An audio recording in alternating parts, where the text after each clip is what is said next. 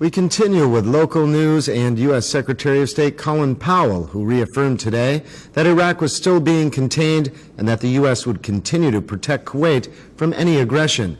The Secretary of State, who headed the U.S. Joint Chiefs of Staff 10 years ago, took part in a U.S. Embassy celebration marking the 10th anniversary of the liberation of Kuwait. The celebration was attended by the First Deputy Premier and Foreign Minister, Sheikh Sabah Ahmed Al-Jabr Al-Sabah. The First Deputy Premier and Foreign Minister, Sheikh Sabah Ahmed Al-Jabr Al-Sabah, reiterated in a speech on the 10th anniversary of liberation the appreciation of the state of Kuwait to the brotherly and friendly nations that supported the country during the Iraqi invasion.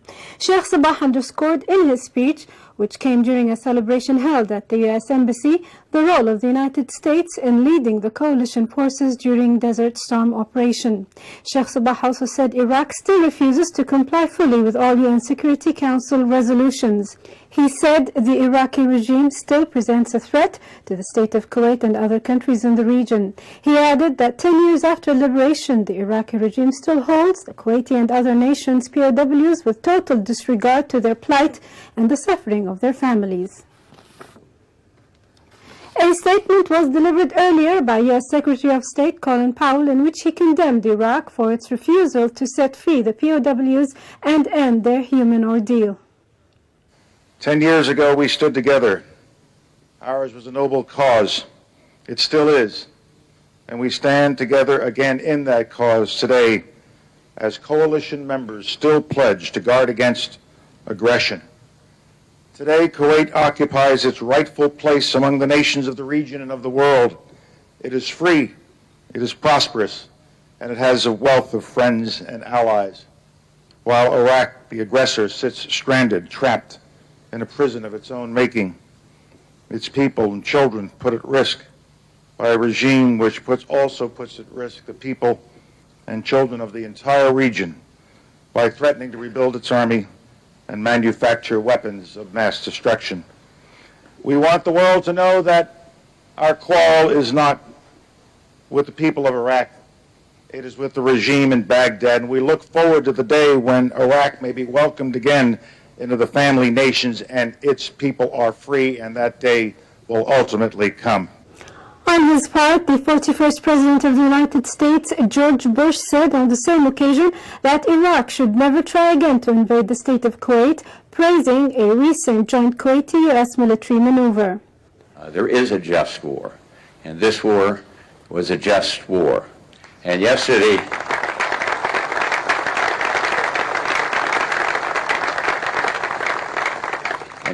we went out and saw some joint maneuvers that both General Schwarzkopf and General Scowcroft told me were beautifully run, beautifully executed. And the man in Baghdad, I wish he'd been there to see this. It might not have toned down his rhetoric, but if he had any idea that he can fight again and do anything different than get clobbered in the sands of Kuwait, he would have changed his mind. It was a superb operation. The United States will never leave Kuwait down. We are never going to betray our responsibilities to continue to help preserve the peace of Kuwait. We fought too hard, too many died.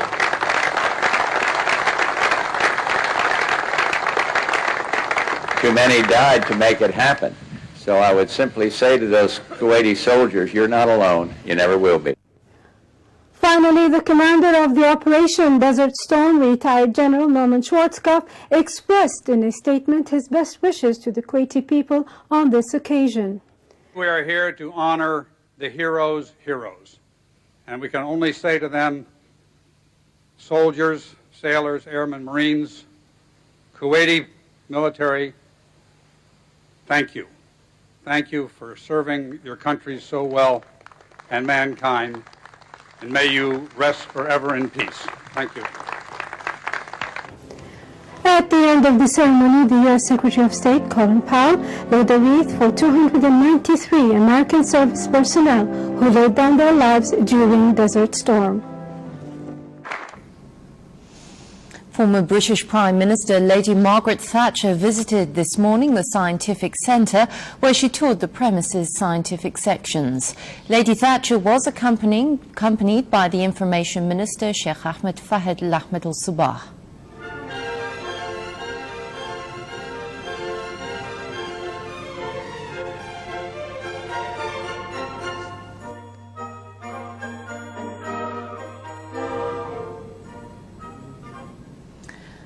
Another tour to the premises was made by the 41st President of the United States, George Bush.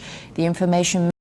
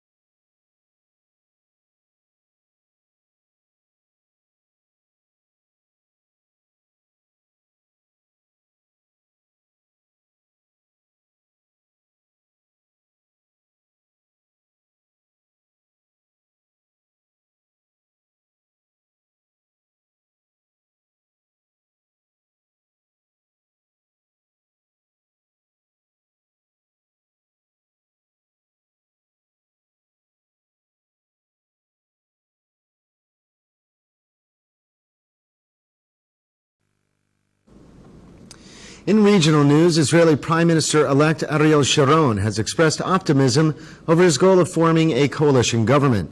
The center-left Labour Party, who was defeated by Sharon's Likud party in recent elections, was due to vote today on joining the coalition. It was also voting to approve the appointment of elder statesman Shimon Peres as temporary leader to replace Ehud Barak. Sharon said he was optimistic that a broad right-left coalition could be formed soon, but complained that too much time has already been wasted. Labor has been promised 7 posts in a 30-member cabinet, meaning it will probably not be able to shape the government's agenda.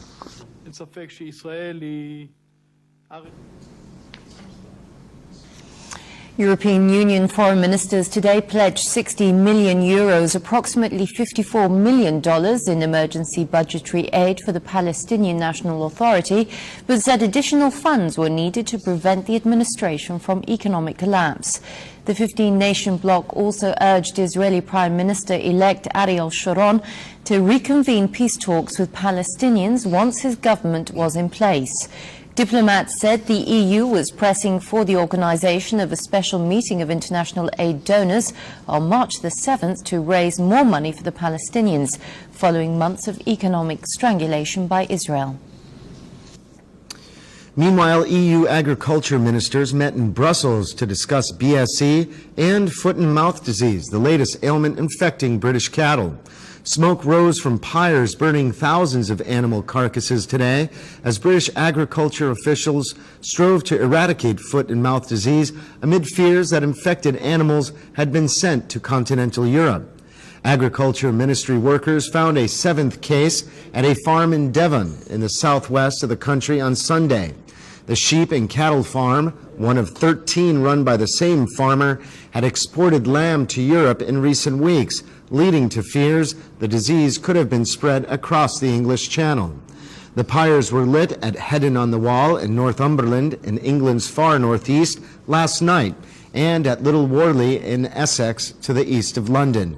They will blaze throughout Monday. Bans on the export of animals and animal products and on the movement of livestock within Britain remain in force.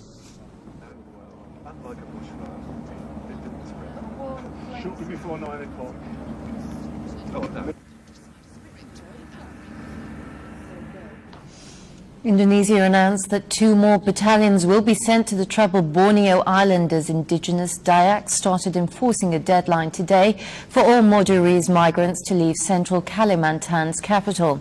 The Indonesian Chief Security Minister said that another 2 battalions of police and army troops would be deployed to back up 3 battalions already deployed in the violence-torn district of Sampit and nearby areas. The official Antara news agency quoted military officials as saying that the government was determined to stop the bloodshed in central Kalimantan, especially in Sampit district, within 3 days. Meanwhile, thousands of terrified refugees, mainly migrant Madurese from Sampit town, have arrived in Surabaya, Java. The refugees have fled indigenous Dayak mobs who killed more than 400 in a week of ethnic violence. Most of the refugees were from Madura Island off Java, who were resettled in Borneo as part of a transmigration